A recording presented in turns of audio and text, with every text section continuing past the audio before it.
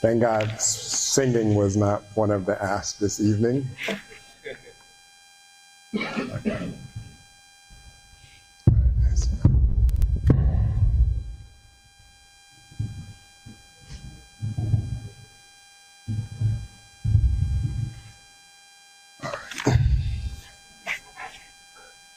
To the distinguished students, some of whom I've had the privilege of actually meeting in classrooms, speaking to them during their Global Perspectives class, so it's an honor to be here today. So I'm starting my salutations with you. Then transitioning to our board of directors, who are the engine behind William's dream, and the students, teachers, and parents, of course, which today is just as much your day. I want to start off by commending the British International School, Gambia. I'm learning about the achievements and the progress you guys have made. And it's truly an honor to see excellence be homegrown, and credit belongs to you guys. Today we gather here to talk about prizes and achievements. But I'm here to tell you something that may surprise some of you guys. That I don't believe prizes and achievements are the goal. And I'll allow you to just follow me on a journey this evening. I think most of the times, the late nights that you're up trying, the times that you fail to achieve something, I see that as where life happens most of the time. But by the time some of you guys have graduated, as Mr. Jagana was mentioned, you're coming into a world where I was struggling to find what could I tell you that will be relevant next year? What can I tell you that will be relevant in 5 years? Because when I was in your shoes, the world was drastically different. Mr. Jagana mentioned artificial intelligence. It is already writing better essays than human beings. It is going to diagnose diseases better than doctors would. It would code better than most engineers would. So what can I tell you guys to take on for the rest of your life when some of you guys are not even 15 or 16 years old? I divided the speech today into 3 different categories that hopefully I think could be tools that would last the test of time. The first way I wanted to begin was, I think effort beats accolades. Most people see me, the first thing they hear is Dr. Ismail Badjie. I tell people that title means more to my father than it means to me. Because there's a running joke in Africa. It's either you're a doctor, a lawyer, an engineer, or the black sheep of the family. I started my journey, I left Gambia to be an engineer. I had no idea. Because also we have an unrealistic expectation for a 17-year-old child to commit to a profession that they're gonna spend decades in. I got to university, and after 2 weeks, I decided I had no business being an engineer. So I changed my major to chemistry, because I was good in school in chemistry, I guess. Gambia High School, and I'll tell you a story about that. I was a science student, so naturally I was never gonna be good at balancing a checkbook. I was never gonna be good learning about Shakespeare, which also should allow us to revisit how we educate our children. But I'm gonna tell you a story not about my success, but about failure. The first D grade I ever had in my life was on the last semester that I graduated with a bachelor's degree in chemistry. I lived my entire life where I did not get a C grade. Anybody who knew me in school, academics came easy not because I put in a lot of effort. One, I came from privilege. And we'll talk about privilege because for a lot of you guys in the room, and the parents are in the room, always remind your children that they come from privilege. And privilege is a responsibility because for the students, you are getting the best education money could buy in the Gambia. That D grade cost me my admission into the top 10 university that I eventually went to. So technically, I should have been a doctor in 2012. But because I failed in 2008, I had to wait, take that Calculus 2 class again, and reapplied for the same university where I graduated 4 years later. Most people, when they see me, don't see that. Every day when I see that degree on my office wall, I'm not reminded by the achievement. I'm reminded about the failure because I took something God gave me for granted.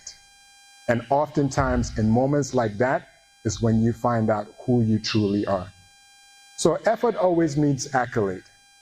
Some of you guys' names will not be called today. That doesn't mean that you're not great. Life is a marathon. I went to school with a lot of kids that were always first in class, always had A's and B's. Today you could see them and you cannot recognize the people that they are today. Point number 2, curiosity over competition.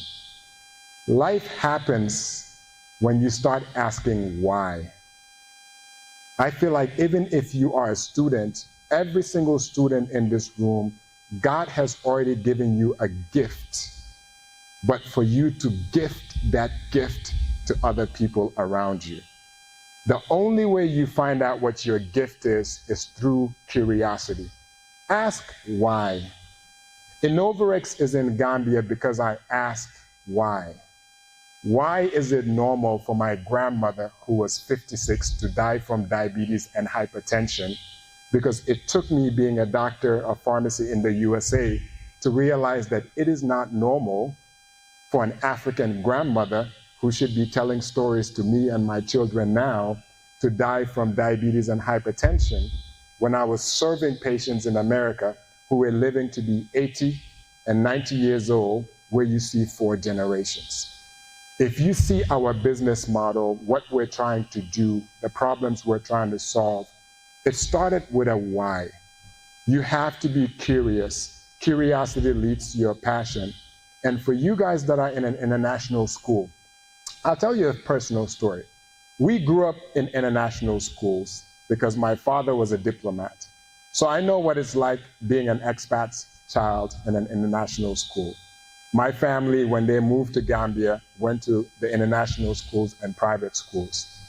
I still have individuals who were sons and daughters of other diplomats who I'm still friends with now.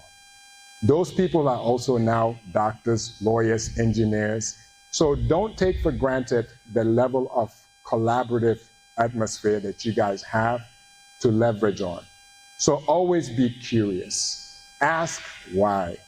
Even those of us now that use artificial intelligence to improve our work, AI is as good as the question that you ask it.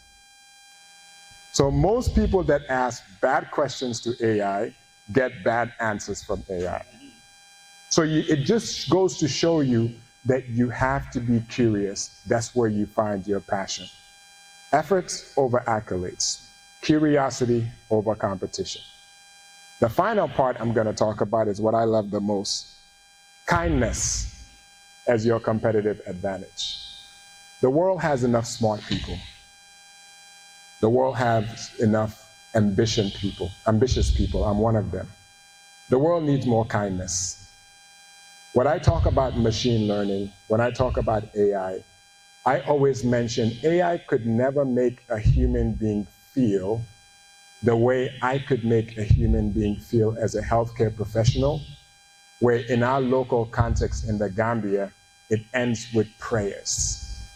I haven't seen an AI machine tool where grandmother, after you delivering a service, prays for that AI machine. As humans, we need to teach our young people how to be kind, how to be compassionate. Instead of teaching them about artificial intelligence, teach them about emotional intelligence.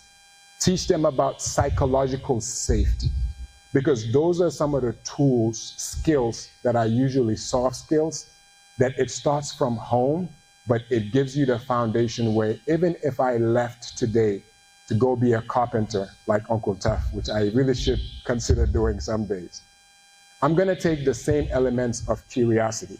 I'm going to take same elements of kindness, and it just lays the foundation for where we are. So please be human.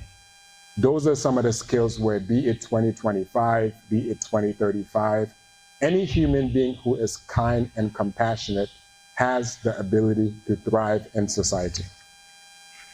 I'm going to just speak to the patients, not the patients. You see, healthcare, you always think patients. I meant parents. Right? Yeah. I'm going to speak to the parents. My father used to be the one where he's sitting in those seats. He shows up just to hear my name. It was all about achievement.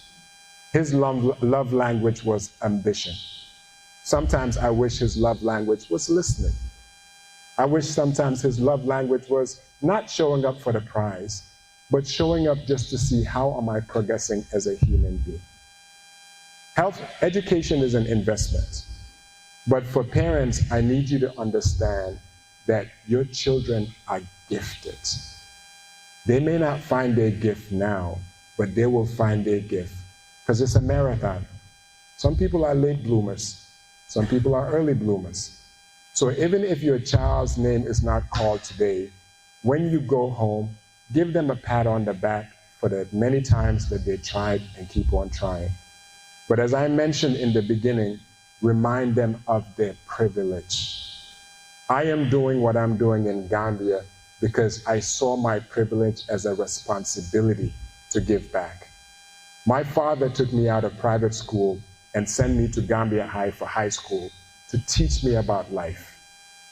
Because I was 16 driving a Mercedes to school at Mrs. Nell's, and I started sitting next to class with people that would wake up at 4 or 5 a.m., ride the bus, and at the beginning of the school year, they had one uniform that they had to wear every single day. I still carry that in my day-to-day life. So privilege is a responsibility for the students. I really need you to internalize that and tell your parents thank you, because education is expensive and BISG is not cheap.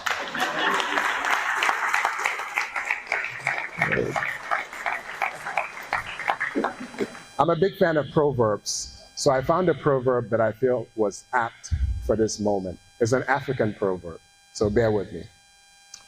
It says, every morning in Africa, a gazelle wakes up knowing it must outrun the fastest lion.